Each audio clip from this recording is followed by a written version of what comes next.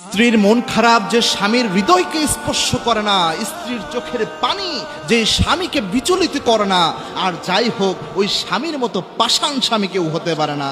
মনে রাখবেন, আপনার স্ত্রীর চোখ দিয়ে পানির ফোঁটা পড়তেছে আপনার কষ্ট কথা শুনে, আপনার জন্য কষ্ট পেয়ে, আর আপনার হৃদয়ে সামান্য পরিমাণ তার জন্য অনুভূতি নাই।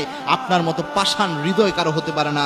আল্লাহর হাবিব সাল্লাল্লাহু আলাইহি ওয়াসাল্লামের ব্যাপারে তার স্ত্রীরা বলছেন, আমরা যদি কখনো অভিমান করতাম, আল্লাহর হাবিব সাল্লাল্লাহু আলাইহি ওয়াসাল্লাম পাগল হয়ে যেতেন। আল্লাহর হাবিব সাল্লাল্লাহু আলাইহি ওয়াসাল্লাম প্রায় অনেক বেশি চেষ্টা করতেন কিভাবে আমাদের রাগকে ভাঙানো যায়, আমাদের অভিমানকে ভাঙানো যায়। আল্লাহর হাবিব সাল্লাল্লাহু আলাইহি ওয়াসাল্লাম সব সময় যত্ন নিতেন। মা আয়েশা বলছেন, আমরা অনেক সময় বিশ্বনবীর উপর অভিমান করতাম, রাসূল কখনো আমাদের উপর অভিমান করতেন না। আমরা অভিমান করলে খুব দুষ্টু মিষ্টি কথা বলে সুন্দরভাবে আল্লাহর হাবিব সাল্লাল্লাহু আলাইহি ওয়াসাল্লাম অনেক রোমান্টিকভাবে আল্লাহর হাবিব সাল্লাল্লাহু আলাইহি ওয়াসাল্লাম আমাদের রাগকে ভাঙিয়ে ফেলতেন, আমাদের অভিমানকে ভাঙিয়ে ফেলতেন। সুতরাং রাসূল সাল্লাল্লাহু আলাইহি ওয়াসাল্লামের শিক্ষা নেন, স্ত্রী এবং স্বামীর সম্পর্ক হচ্ছে আল্লাহর দেওয়া সেরা সম্পর্ক।